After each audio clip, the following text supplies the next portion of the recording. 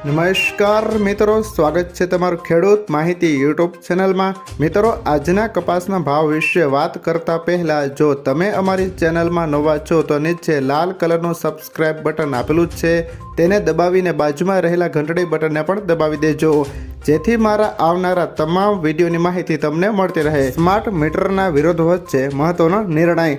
રાજ્યભરમાં સ્માર્ટ મીટરના ચાલી રહેલા વિરોધ વચ્ચે તંત્ર દ્વારા એક મહત્વનો નિર્ણય લેવામાં આવ્યો છે, જે પ્રમાણે જૂના બિલની જે રકમ બાકી હોય તેને અલગથી વસૂલવામાં આવશે। એટલે કે સ્માર્ટ મીટરમાં જે રિચાર્જ કરાવ્યું હશે તેમાંથી બાકી બિલની રકમ કાપવામાં નહીં આવે।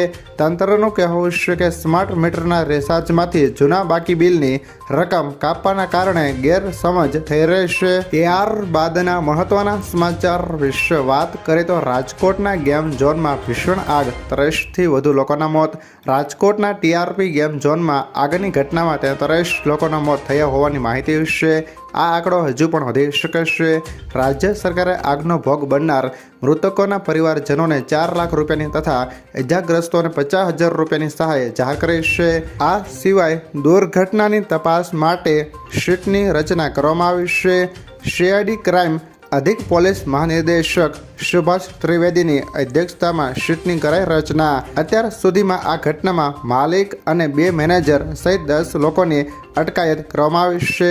તો બીજી તરફ રાજકોટની સિવિલ હોસ્પિટલ શબઘરમાં ફેરવાઈ છે, જ્યાં પરિવારો કલાપાત કરી રહ્યા છે। મૃતદેહ ઓળખાય તેમ પણ નથી।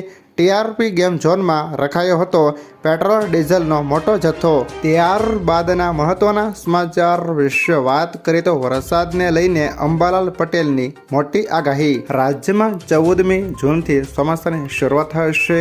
એ પહેલા વધુ વરસાદી રાઉન્ડ ગુજરાતમાં જોવા મળશે। અંબાલાલ પટેલના જણાવ્યા મુજબ રાજ્યમાં 24 મેથી 4 જૂન વચ્ચે વરસાદ પડવાની સંભાવના છે। વીજળીના કડાકા ભડાકા સાથે વરસાદ વરસી શકશે। અંબાલાલ પટેલના જણાવ્યા મુજબ હાલમાં પ્રિમાન્સૂન એક્ટિવિટી સક્રિય થતાં રોહિણી નક્ષત્રનો વરસાદ દક્ષિણ ગુજરાતમાં સુરત, સૌરાષ્ટ્ર, ભરૂચ અને વલસાડમાં જોવા મળશે। ઉત્તર ગુજરાતમાં છૂટાછવાયા વરસાદી ઝાપટા જોવા મળશે। પંચમહાલ, બનાસકાંઠા, સાબરકાંઠા અને અરવલ્લીમાં પણ છૂટાછવાયા વિસ્તારોમાં રોહિણી નક્ષત્રનો વરસાદ થશે।